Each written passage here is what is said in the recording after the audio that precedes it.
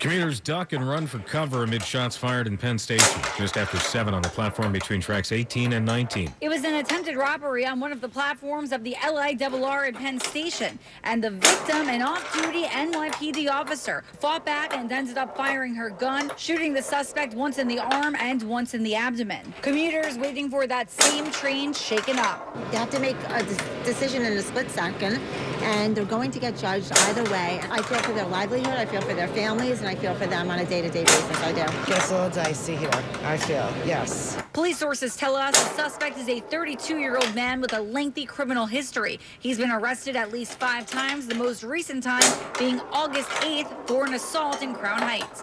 Mary Lynn Buckley, 1010 Wins on 92.3 FM in Penn Station. An NYPD officer recovering after police say he was pushed onto L train subway tracks in the East Village. Happened last night around 7:30 at 14th Street and 3rd Avenue. Police say the 24-year-old pushed onto the track by 28-year-old Aaron Walker, who's now facing attempted murder, assault, and other charges. DBA President Patrick Hendry says Walker should not have been on the streets, saying a broken criminal justice system has put police officers and all New Yorkers in harm's way. 1 week out from a potential government shutdown, and the people responsible for striking a deal say the talks are off. The threat of a government shutdown is looming after President Trump canceled a meeting with congressional Democratic leaders originally planned for Thursday. The president wrote on social media that after reviewing demands from Democrats, I have decided that no meeting with their congressional leaders could possibly be productive. Democrats fired back, accusing Trump of running away from negotiations to avert a shutdown. Correspondent Erica Brown. House Democrats say they plan to return to Capitol Hill Monday, be prepared for a vote, even though Congress is in recess. The clock is ticking toward the end of locally produced public broadcasting programs in New Jersey. New York's PBS station, WNET 13, has been operating the Garden State's network of PBS channels since Chris Christie pulled the plug on NJN.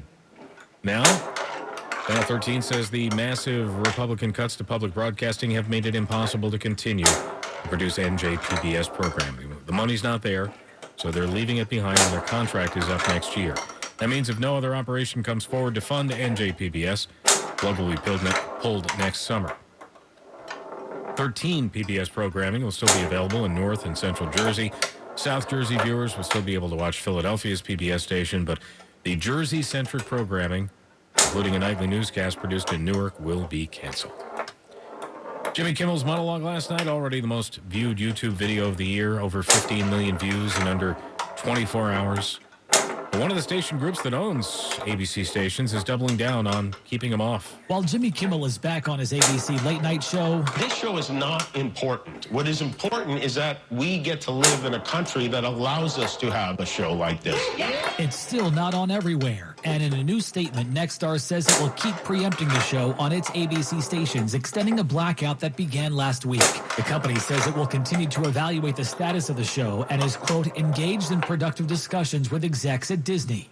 Correspondent Matt Piper. Nexstar needs the Trump administration's blessing to approve its $6 billion purchase of another TV station owner called Tegna. They may need the FCC and Trump more than they need ABC and Kimmel.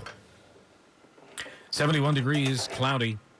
Going down to 68 in Midtown. Now Bloomberg Money Watch.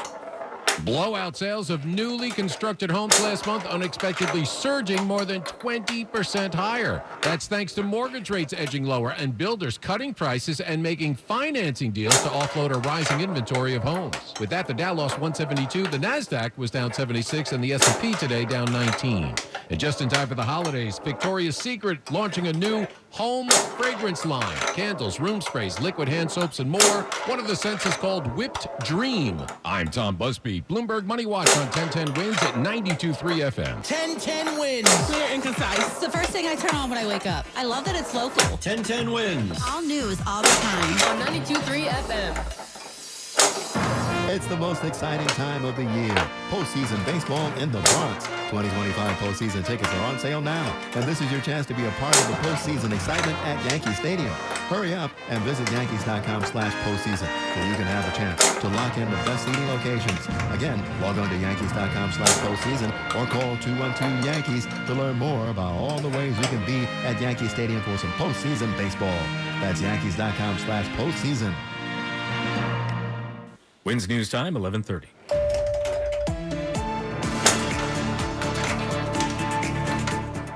Good evening, I'm Mario Bosquez. As haunting season, namely Halloween, approaches, book fans are in heaven with what's being called the city's first ever bookstore specializing in, well, you know. The horror genre is a little more complex than this. Just being freaked out, being uncomfortable. Doesn't get better than that. But even the traditional horror fiends, as Anthony describes himself, are loving the twisted spine.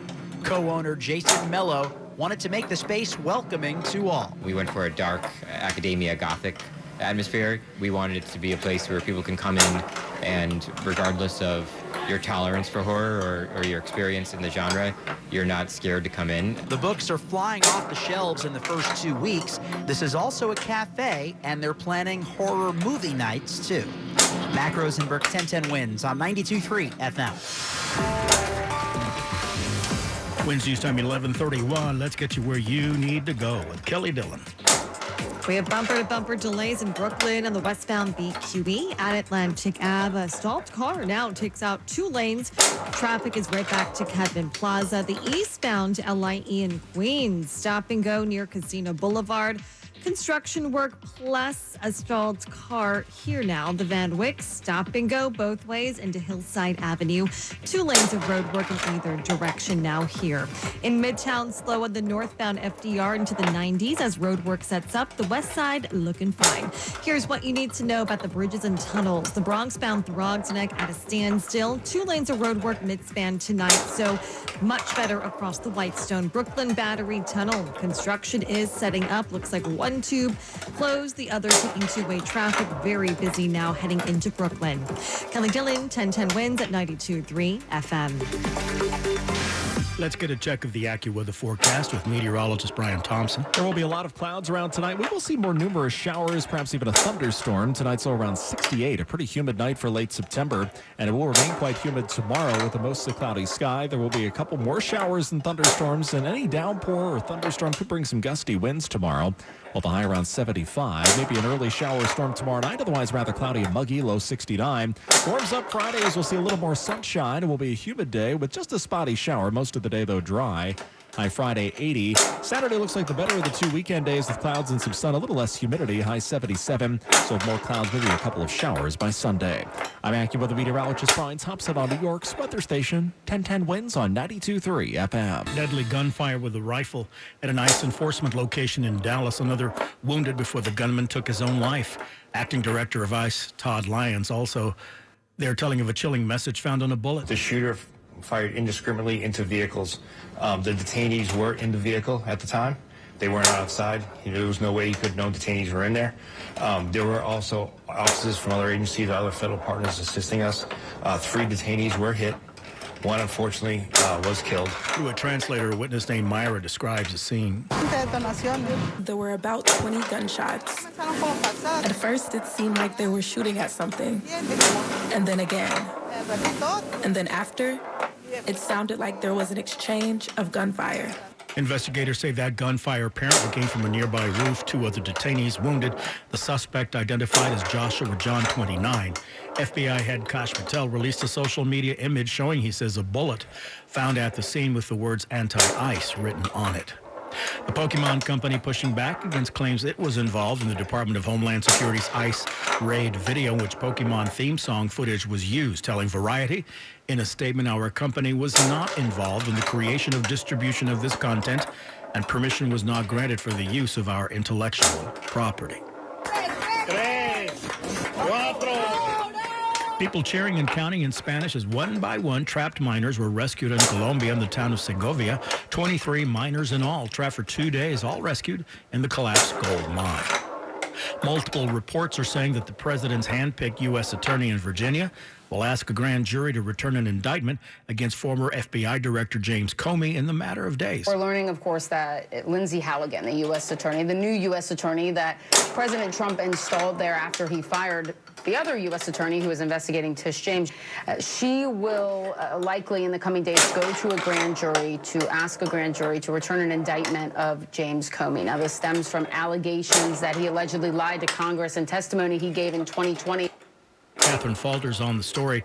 This despite some say prosecutors finding no probable cause. Reports a drone fired from Yemen hit the southern Israeli city of Eilat today, according to the Israeli military. 22 reported wounded, 2 seriously. No word if they were injured from that drone.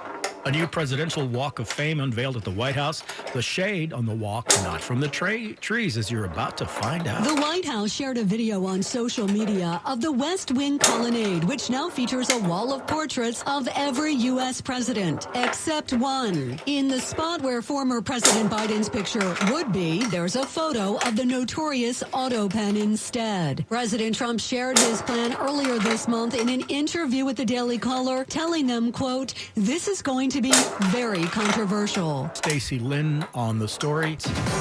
The News Watch never stops. This is 1010 Wins at 92.3 FM. You give us 22 minutes, we'll give you the world. Good evening, 71 degrees, 1140. I'm Mario Bosques. Here's what's happening. Bullets fly in Penn Station. An apparent attempt to rob an off-duty cop. The suspect shot. Chilling message at the UN General Assembly. Syria's new leader warning Israeli raids risk new conflict. A Long Island bus driver in a shocking case for the disabled is accused of abusing a woman for 3 years. A domain battle rages over an age-old Disney character. A special event promoting kindness in Queens from a young organizer. AccuWeather, cloudy, warm, quite humid, couple of showers, maybe even a thunderstorm, low 68. Yankees win, the Mets lose. Wins you some 1141 is Get You Where You Need to Go with Kelly Dillon. We have bumper-to-bumper delays in Queens on the eastbound LIE at Casino Boulevard with overnight construction, knocking out a couple lanes. Van Wyck Expressway delays both ways into Hillside Ave. 2 lanes of road work either way now. Here's what we see on Long Island's Victory through Nassau tonight. We're looking okay on the LIE. No trouble spots at the northern or southern states. In the Bronx, picking up on the eastbound Cross Bronx at 3rd Avenue. Construction work here blocking the right lane. Here's what you need to know about the bridges and tunnels. The outbound George Washington Bridge, upper deck about a 25-minute backup now. With construction work, lower deck is better. Inbound, both levels, fairly quiet. At the Lincoln Tunnel, the South Tube closed overnight, and both directions, we got about a 15 to 20-minute backup. Much better either way at the Holland. No construction, no backups. Tomorrow, another gridlock alert day. Mass transit, of course, the way to go. Kelly Dillon, 1010 Wins at 92.3 FM. Bullets flew in Penn Station tonight in an apparent attempt to rob an off-duty cop. There with her off-duty officer at the time, her husband. The couple going home, the suspect trying to rob them, the female off-duty cop in particular. Investigators say she shot the suspect in the arm and abdomen. The couple had been in the transit hub, ready to go home just after 7 tonight when the robbery occurred on the platform between tracks 18 and 19 of the Long Island Railroad. According to officials, the suspect, 32, had 5 priors, now in police custody. Founding president of Passengers United, Carlton DeSouza. Nowhere is safe right now in this city. And we just need the district attorneys to start prosecuting people. I bet you this individual probably has a criminal record. This could have been anyone. Obviously, nowhere safe right now in New York City.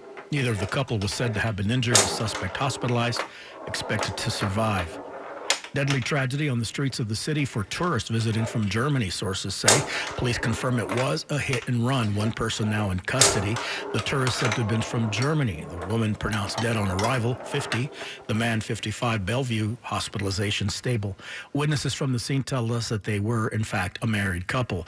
This happened in Midtown, 40th and 5th at 2:40 p.m. Police say a blue Toyota minivan hit a male, the female pedestrian.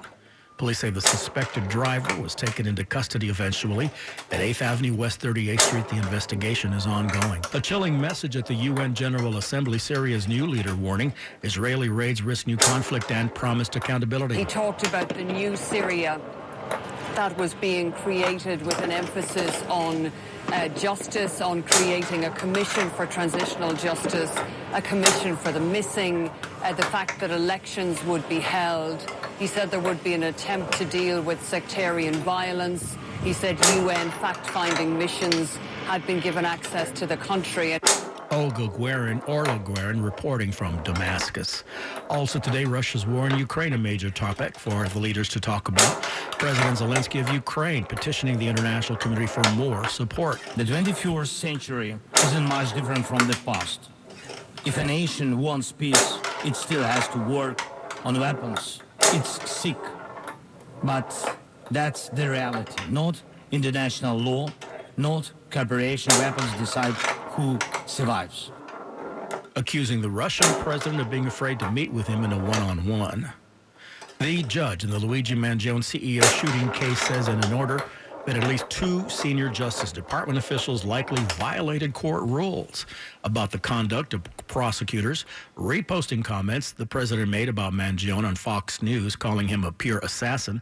The clip posted on the social platform X by the White House, reposted by a Justice Department spokesperson.